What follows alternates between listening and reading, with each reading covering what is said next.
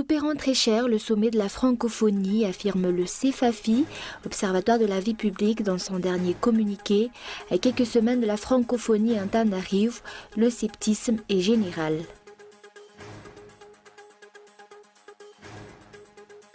La ratification de l'accord de l'OMC sur la facilitation des échanges faite par Madagascar n'a pas encore d'impact sur le commerce du pays. Les signatures ne sont pas jusqu'ici complètes. La mise en œuvre nécessite 110 signatures. Le républicain Donald Trump devient le 45e président des États-Unis en remportant 289 grands électeurs contre 218 pour sa rivale Hillary Clinton.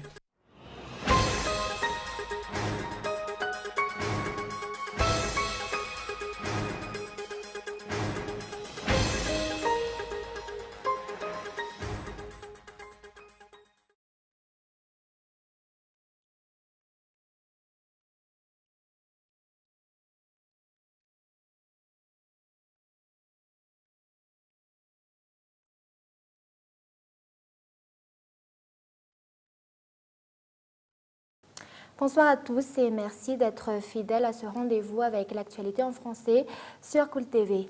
Elle a une langue malgache et francophonie, tel est l'intitulé du dernier communiqué de l'Observatoire de la vie publique. À quelques semaines de l'ouverture du sommet de la francophonie, le CEFAFI pose des questions sur les contreparties que nous pouvons obtenir ainsi que le rôle joué par la francophonie dans notre pays. Reportage. Il suffit de voir la réalité dans le pays, notamment dans la capitale, pour conclure que le scepticisme est général à quelques semaines de l'ouverture du sommet de la francophonie. Pour le CEFAFI, les autorités sont occupées à prétendre que tout va bien et installent le décorum qui jettera la poudre aux yeux des chefs d'État invités. Mais elles gardent un silence épais sur le budget officiel alloué à cette manifestation et sur les contrats partenariats publics-privés conclus dans le cadre des projets présidentiels, en dépit des multiples demandes émanant de la société civile. Une chose est sûre, avance le CEFAFI. Nous le payerons très cher, ce sommet, et pas seulement en termes de coûts matériels, financiers ou économiques. Mais à quoi sert-il d'avoir des jeunes qui parlent à peine le français et s'expriment mal en malgache ? Le fort taux d'abondance scolaire entre le primaire et le secondaire ne pourrait-il pas s'expliquer par le fait que les élèves ne s'identifient pas à ce qu'ils apprennent ? Ou qu'ils ne comprennent pas la langue ou le dialecte dans lesquels on leur transmet les connaissances censées les instruire. Un choix devra donc être fait, auquel les responsables se sont refusés depuis des décennies. Le CEFAFI propose qu'après un début de scolarité en malgache, en précisant sa forme dialectale, il conviendrait de renforcer le français, là où c'est possible sans nuire à la scolarité en malgache, et de privilégier une autre langue de communication internationale, anglais, chinois, arabe ou espagnol pendant le secondaire, pour que les élèves maîtrisent effectivement le français et une deuxième langue internationale. Et tout cela en élaborant des manuels adaptés et en formant des enseignants compétents.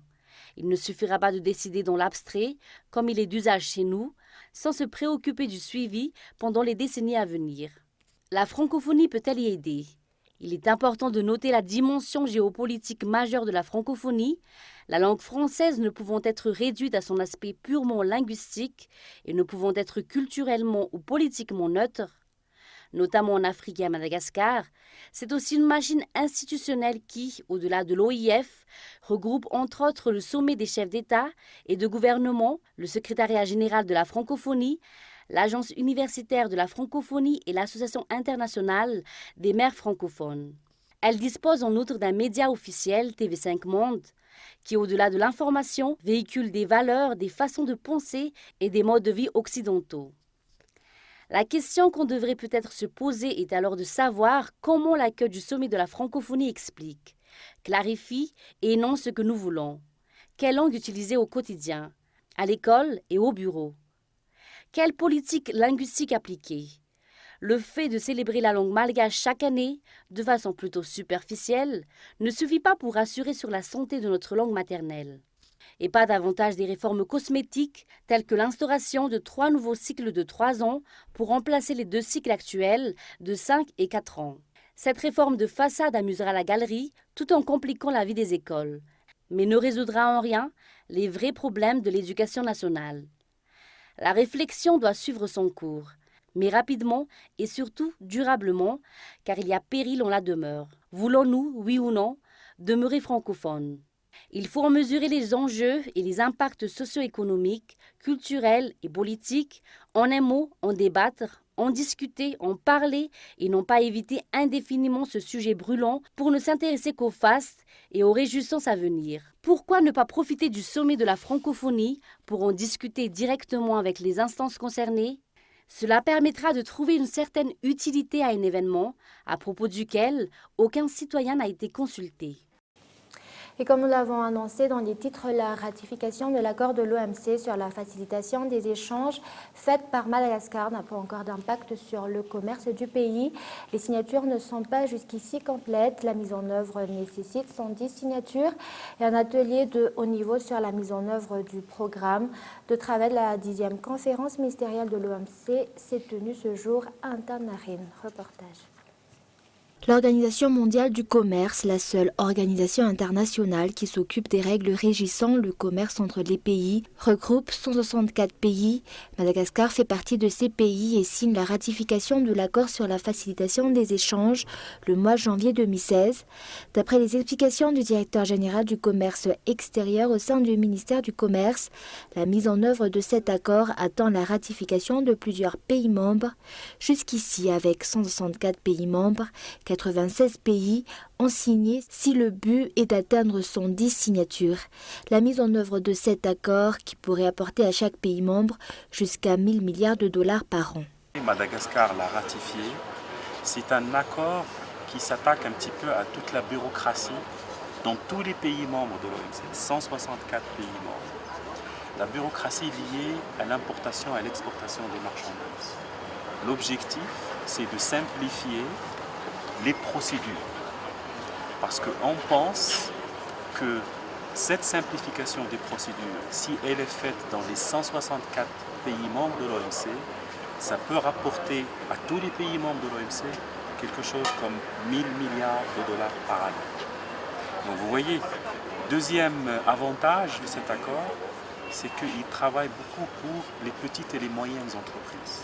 Aujourd'hui, le problème numéro 1 des petites entreprises, si les procédures sont compliquées, ils ne vont pas exporter parce qu'ils ont peur de tout ce qui est compliqué, ils ont peur de la bureaucratie.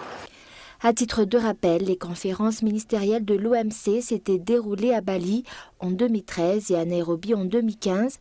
Celle de 2017 se tiendra en Argentine. Un atelier de haut niveau sur la mise en œuvre du programme de travail de la 10e conférence ministérielle de l'OMC à destination de parlementaires, hauts responsables et cadres des administrations nationales en charge des politiques commerciales, représentants du secteur privé, des milieux universitaires et de la société civile s'est tenue ce jour à Antananarivo. Et protection de l'environnement, les futurs ingénieurs et techniciens de la Direction générale de la météorologie s'y mettent également. Dans cette optique, c'est lors de la semaine de la météo qui a pour thème tant de l'action que ces étudiants participeront aux activités du 14 au 18 novembre prochain. Sensibilisation, conférences, animations et jeux éducatifs sur la météo auront comme objectif d'informer les élèves sur leur participation quotidienne dans la réduction des émissions de gaz à effet de serre. Écoutons les explications. Notre objectif avec ce nouveau projet de renforcement des capacités d'adaptation au changement climatique, c'est d'appuyer les formations, la sensibilisation sur ce qu'est le changement climatique, c'est quoi l'adaptation, apporter les outils nécessaires pour que les acteurs clés soient capables de mettre en œuvre l'adaptation au Madagascar. Et cette sensibilisation de la semaine de la météo a quand même pour objectif de sensibiliser des étudiants sur ce qu'est le changement climatique, c'est quoi les impacts pour leur vie quotidienne. Et donc cet objectif rentre dans le cadre de notre projet qui fait partie du programme d'appui à la gestion de l'environnement qui s'appelle PAGE. Mais également dans l'actualité de ce jour, suite à la sentence prononcée par le tribunal vendredi dernier, les habitants de Souamaman prévoient de tenir de nouveau une manifestation demain. Ils vont réclamer une nouvelle fois le départ des Chinois exploitants dans les lieux et demander aux autorités de retirer les autorisations octroyées à l'entreprise chinoise. Un représentant des habitants de Souamaman, joint au téléphone, a souligné que malgré la libération des 5 prévenus de l'affaire Souamaman, ils poursuivront leur manifestation jusqu'à ce que les exploitants quittent la commune. Et la victoire de Donald Trump, 45e président des États-Unis, a été confirmée ce matin. Avec 289 grands électeurs, ce candidat républicain a remporté cette élection haut la main. Il débutera son mandat à partir du 20 janvier prochain et à l'occasion, l'ambassadeur des États-Unis à Madagascar a donné une conférence de presse ce jour. Reportage de Zou Rakutenji. La victoire de Donald Trump a été une très grande surprise pour tout le monde face à sa rivale Hillary Clinton. Avec 289 grands électeurs, il est devenu le 45e président des États-Unis pour succéder à Barack Obama. Son adversaire n'a pas tardé à le féliciter. Durant son premier discours, le nouveau président des États-Unis a appelé au rassemblement de tous les Américains. Je viens de recevoir un appel téléphonique de Madame Clinton.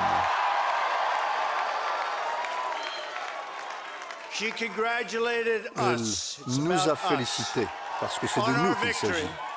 Elle nous a félicités pour notre victoire et je l'ai félicité, ainsi que sa famille, parce que c'était une campagne dure. Elle a bien combattu.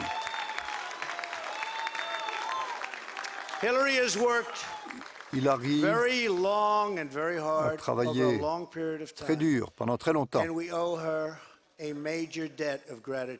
nous devons lui être reconnaissants car elle a su bien servir notre pays. Je le dis très sincèrement. Maintenant, il appartient aux États-Unis de penser ses plaies et de se rassembler. Tous les républicains, tous les démocrates, les indépendants des États-Unis, et à chacun d'entre eux, je dis, désormais, nous devons nous rassembler. L'ambassadeur des États-Unis à Madagascar a organisé une conférence de presse ce jour pour le féliciter. Il a aussi profité de l'occasion pour réaffirmer la volonté des États-Unis sur la coopération avec Madagascar, notamment celui de l'AGOA. Rien ne va changer, tant sur cette coopération bilatérale que ce soit sur la relation des États-Unis avec les autres pays, affirme Robert Yamaté. Plusieurs chefs d'État ont déjà félicité Donald Trump depuis ce matin. Le représentant résident de l'Union européenne à Madagascar n'a pas aussi manqué de dire quelques mots, notamment sur le respect de la démocratie durant cette élection. Effectivement, on est absolument respectueux et à nouveau, les États-Unis ont démontré la fête de la démocratie où les élections se passent dans l'absolue normalité, qu'il y a une alternance qui est acceptée par tout le monde. L'Union européenne, bien évidemment, va toujours travailler la main dans la main avec n'importe quel gouvernement des États-Unis, que ce soit d'un signe ou d'un autre signe. Et les relations, les intérêts partagés sont toujours là, vont continuer à être là, que ce soit l'un ou l'autre. Ça a été confirmé déjà, M. Trump. Nos félicitations, bien sûr, au nouveau président élu des États-Unis. Par cette élection, il a été prouvé que ce n'est pas celui qui est favori dans les sondages qui remporte dans les élections démocratiques. À titre de rappel, le nouveau président prendra son poste officiellement à partir du 20 janvier prochain. Et toujours sur ce sujet, le républicain Donald Trump devient le 45e président des États-Unis en remportant 289 grands électeurs contre 218 pour sa rivale Hillary Clinton. Les détails dans ce reportage de France 24.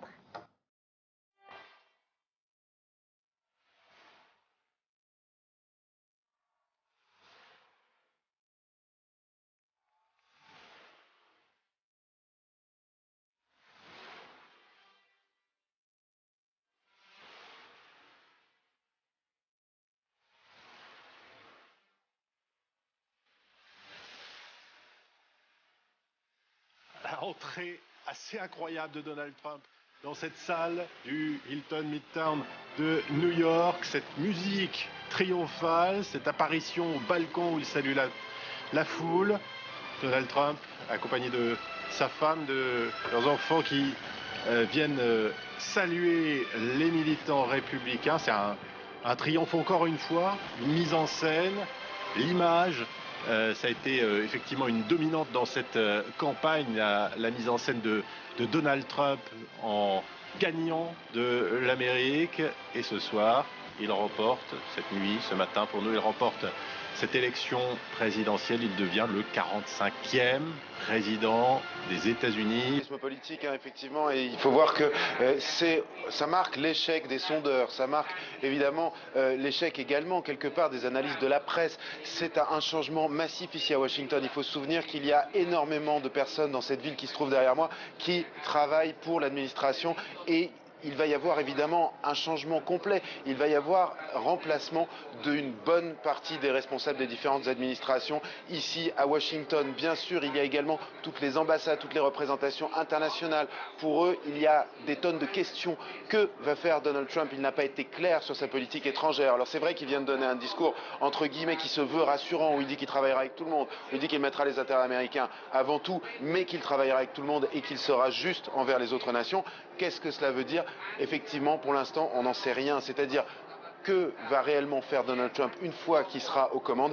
C'est la grande question, c'est la question que se posent les diplomates, c'est la question que se pose également le monde financier. On a vu au fur et à mesure de cette soirée où Donald Trump remontait un petit peu partout dans chaque État, les bourses dévissées, y compris ici aux États-Unis. Donc beaucoup de questions ce matin, et un véritable quelque part échec, et un constat d'échec tout simplement sur les prévisions qui étaient données, parce qu'en début de soirée, il faut s'en souvenir, tout le monde ici était absolument certain, ou presque, en tout cas même s'il ne le disait pas, mais les analystes disaient que la victoire d'Hillary Clinton était quasi acquise.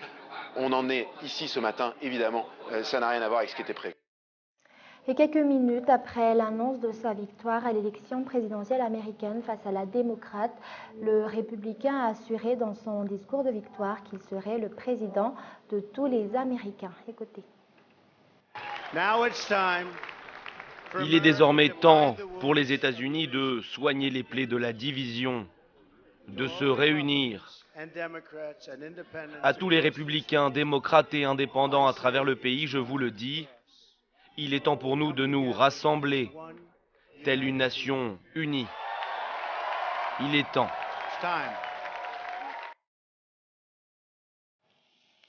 Et avant de clore ce journal, je vous rappelle les grands points développés dans ce journal. Langue malgache et francophonie, tel est l'intitulé du dernier communiqué de l'Observatoire de la vie publique. À quelques semaines de l'ouverture du sommet de la francophonie, le CFAFI pose des questions sur les contreparties que nous pouvons obtenir ainsi que le rôle joué par la francophonie dans notre pays. Et la ratification de l'accord de l'OMC sur la facilitation des échanges faite par Madagascar n'a pas encore d'impact sur le commerce du pays. Les signatures ne sont pas jusqu'ici complètes. La mise en œuvre nécessite 110 signatures. Et enfin, le républicain Donald Trump devient le 45e président des États-Unis en remportant 289 grands électeurs contre 218 pour sa rivale Hillary Clinton. Voilà, c'est la fin de ce journal. Merci de votre fidélité. Au revoir et bonne soirée à tous.